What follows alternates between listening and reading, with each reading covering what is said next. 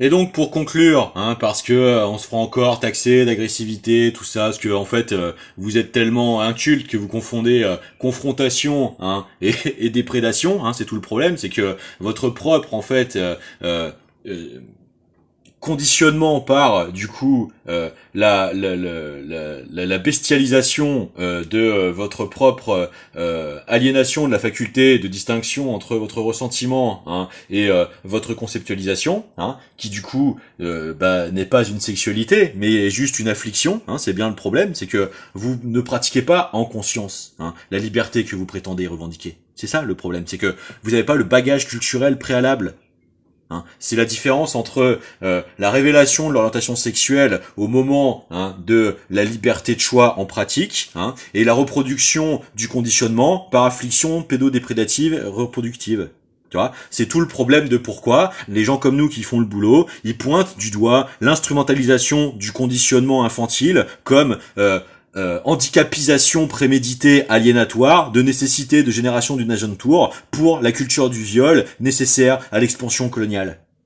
C'est toute la distinction. Et comme on se mange en fait la corruption des abrutisés du type de ceux qui vont nous être envoyés dans les pattes sans comprendre d'eux-mêmes l'instrumentalisation à laquelle ils sont réduits comme des bons abrutis bien obéissants, bien dressés, eh bien on nous les envoie dans les genoux, essayer de nous dire mais vous avez ces exigences d'efforts de détail parce que vous êtes hypocritement en fait réactionnaire, misogyne, homophobe et blablabla ou sans nous connaître, sans nous diagnostiquer, sans compétences médicales, on nous invente des phobisations. Eh bien, pas du tout, j'essaie.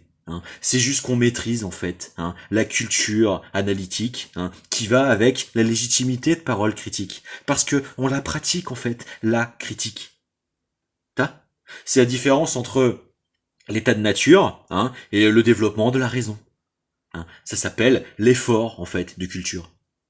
Et comme c'est ce que tu essayes en fait de déprédater avec ton instrumentalisation du stéréotype pour te faire en fait le positionnement public de l'appartenance à la perversité de tentative de légitimation de celle de la contrevenance aux droits fondamentaux d'autrui sans avoir de problème de conscience morale en public et au moment d'une position dans un soi-disant service public, eh bien la réponse est plus que légitime parce que ça n'a pas existé en fait au détriment d'autrui.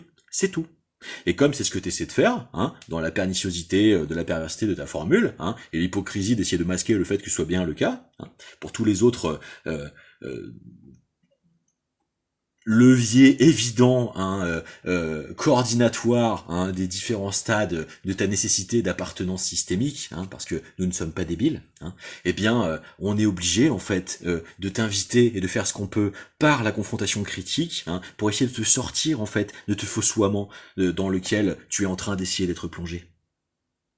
Pourquoi ? Parce que tu essaieras d'abord de pratiquer le l'intériorisation du réflexe sodomite avant celui du réflexe critique. Tu nous diras ah oui apprends-moi etc en jouant sur cette subversivité, essayer de jouer sur le renversement des postures etc. Je vais te dire pourquoi. Parce que ta confrontation est mal dirigée.